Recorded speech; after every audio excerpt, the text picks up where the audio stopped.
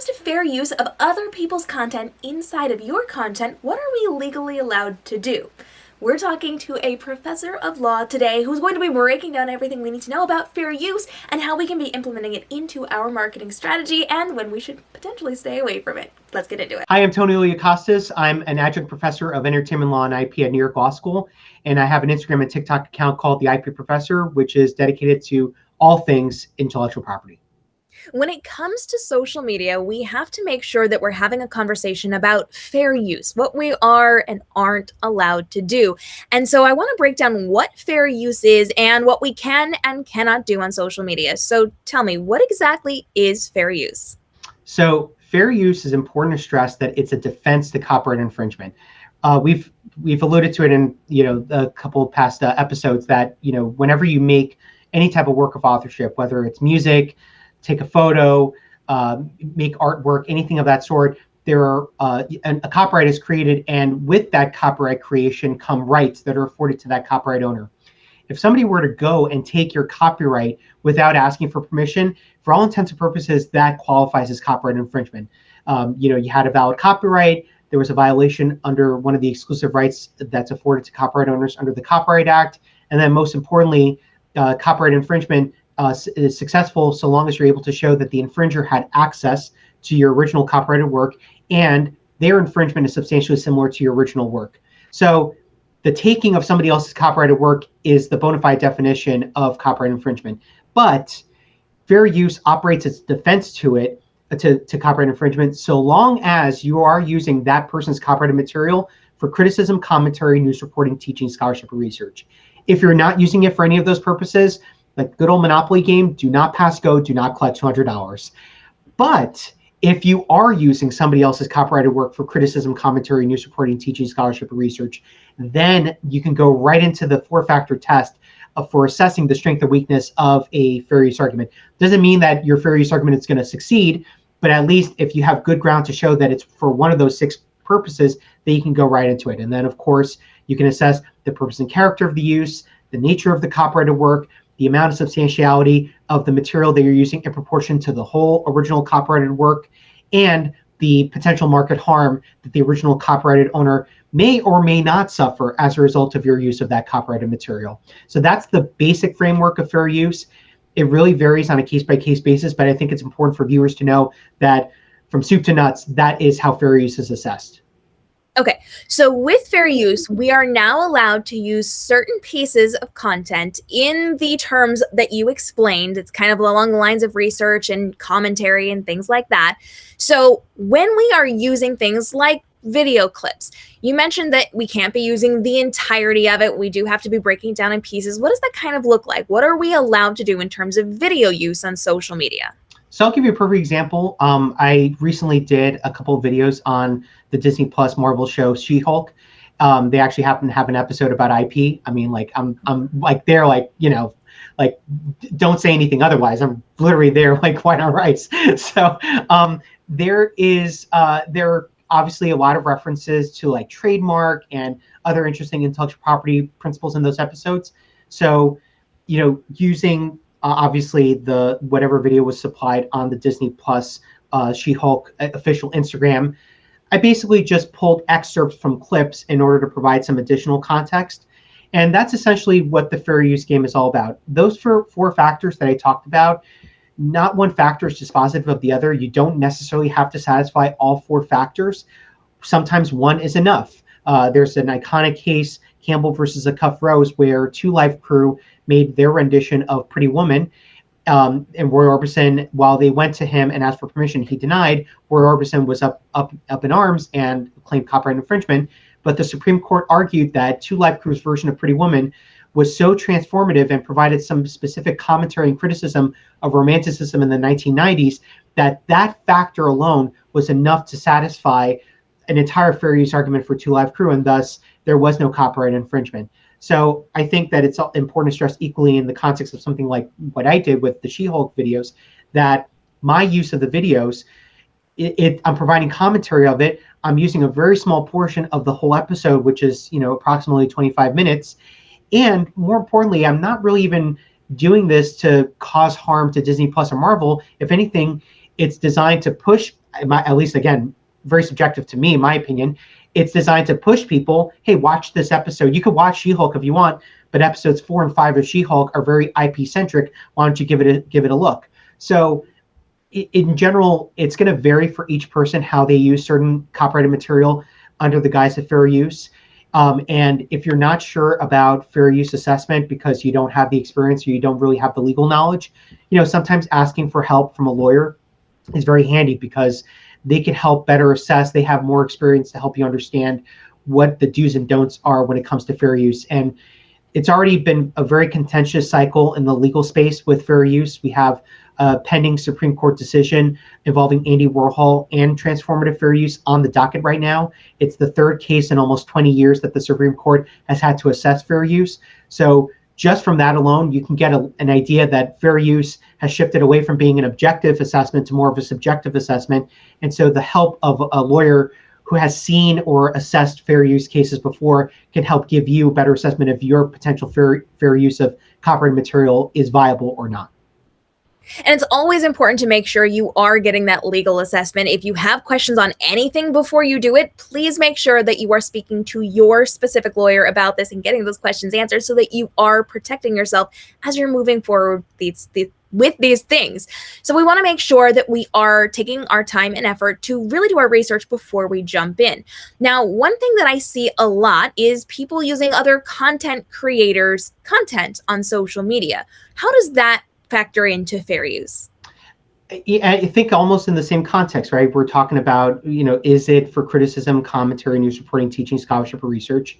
I think we see this often with TikTok where you have the stitch feature where it shows maybe like 3 seconds or 5 seconds from the original video, and then it jumps right into your video. Usually that's actually a very good example of fair use in the real world because typically people who stitch other people's videos on TikTok are providing follow-up commentary on it. For example, I did a video about the Crumble lawsuit that's been going on. Very, very fascinating case as well. If you're bored to tears and you want to read up about it, it's like forget Real Housewives of Salt Lake City, like Cookie Wars of Utah. Top notch. So there was somebody that said, meanwhile, while Crumble is suing other people like Dirty Dough for trade dress infringement and now potentially trade secret misappropriation, this specific TikToker that I saw a video of was saying, well, their cookie designs almost inherently copy pastries or mass-produced pastries that we've come to know, like for example cosmic brownies from Little Debbie and the Hostess cupcakes with the little swirl on the top. And so I'm not trying to infringe on her video. I literally used her video as the basis, even though it was albeit 5 seconds, very short. I was using her video as a basis to then describe how interesting that topic is and whether or not people like Little Debbie or entities like Little Debbie or Hostess actually have taken measures to protect the identity of these iconic kid pastries that we've all come to know and love. I mean, I was actually shocked to know that the cupcake swirl on the top of Hostess cupcakes is actually now registered as trade dress in the U.S. Patent and Trademark Office. But meanwhile, they have a very distinct look where they have, I believe, 8 loops. But meanwhile, Rubicon, which is a really bougie cupcake brand that you can typically find at Whole Foods, has 5 loops. And then there are other people that use 7 loops. So it's almost like a way to quasi-evade an infringement of trade dress so as to not ruffle feathers with Hostess. So, but still, through my research, I was able to find that, and I used that information that I found as a way to complement this TikToker's video. So again, stitch videos, I think, are an excellent example of fair use at play because you're not really taking somebody else's copyrighted work and repurposing it as your own. Typically, you see it in the context of somebody using it to complement with additional commentary or maybe even to provide a counterpoint, which I think is also part of the essence of commentary under the guise of fair use. There's a lot of discussion when it comes to fair use. So what else do we need to be covering? Fair use is a wide web of different issues. And I think that like I said, not one factor is dispositive of the other. So in addition to assessing whether or not you're using somebody else's work for criticism, commentary, news reporting, teaching, scholarship, or research, you also need to be asking yourself a question, is my use of somebody else's copyrighted work transformative?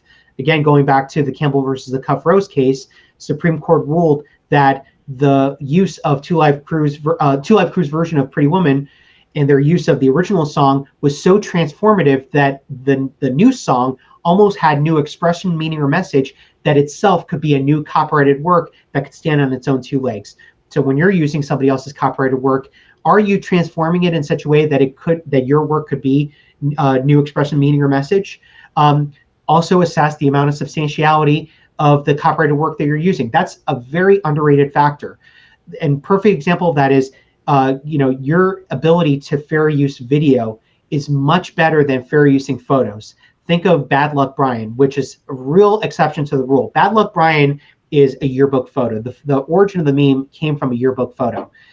Of course, insanely gross smile, but has led to hilarity for decades. Poor Bad Luck Brian. But that photo, typically yearbook photographers are highly protective of their copyrighted work. But people have transformed it where they have a top caption where, it says like, Bad Luck Brian, gets a Happy Meal, no Happy Meal toy, something like that. Poor Bad Luck Brian. But that type of captioning is a type of commentary under the guise of fair use that, it's totally okay.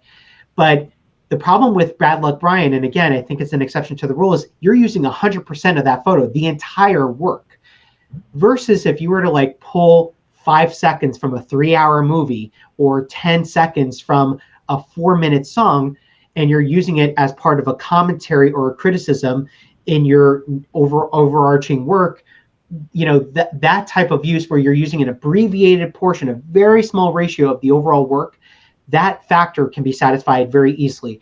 So bear in mind that fair using of photos is very, very tricky, and you have to tread lightly on that. You're better off fair using music and videos for that reason alone, and easily that factor will be satisfied. If you were to crop maybe like a small portion of a photo, maybe then the amount of substantiality factor is satisfied, because let's say you use a corner of a photo, not necessarily the entire photo, maybe then the needle's pushed a little bit more in your favor. But very underrated factor and something that should be taken seriously. And then finally, the market harm factor. Really think to yourself, and I think this is also a very subjective assessment as well, is your use of somebody else's copyrighted work actually going to cause market harm?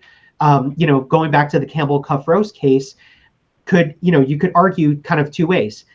Roy Orbison was harmed because he could have made a profit from royalties as a result of licensing Pretty Woman to Two Live Crew. But on the other hand, there is a world where Two Live Crew's version of Pretty Woman could have encouraged listeners, especially listeners of hip hop, R&B at that time, to say, I didn't realize that this song had origins to Roy Orbison's 1960s song, Oh Pretty Woman.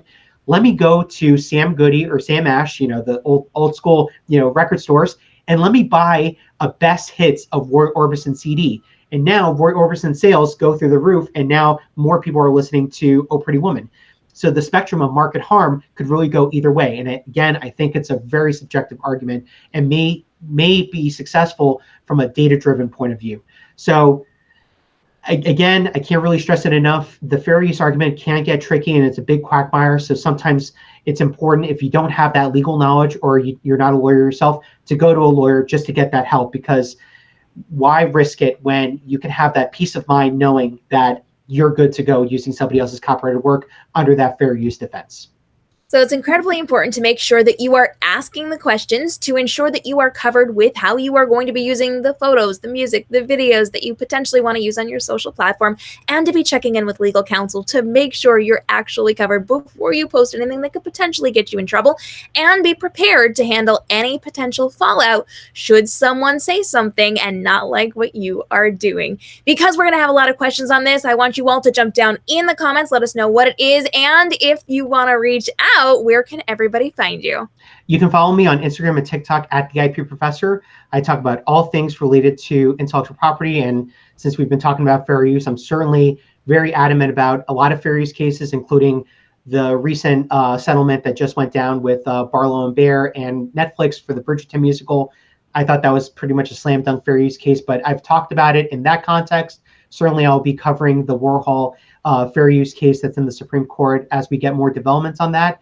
And I talk about a bunch of other intellectual property topics. You can check out my videos, reply in the comments, and you can reach out to me via via DMs if you have any follow-up questions. As always, it is your job to be protecting your business, so you need to do the investigative work. You need to understand what you can and cannot be doing, and when in doubt, make sure you're always consulting your personal lawyer to make sure that you are doing things correctly before you put them out on the internet and get yourself in trouble. If you have questions on this, go ahead and drop them down below. We will be monitoring these over the next couple of days and weeks and getting your questions answered as quickly as possible. And hit that subscribe and notification bell because Tony is coming back for even more videos on how you can stay legally protected on your social media and inside of your brand's platforms online. We're also dropping daily videos to help you level up on the social platforms and save time and effort creating your content so that you can get back to running your business and living your best life while still showing up every single day on social media and making bank off of your social media, but with less work. I'll see you in the next episode.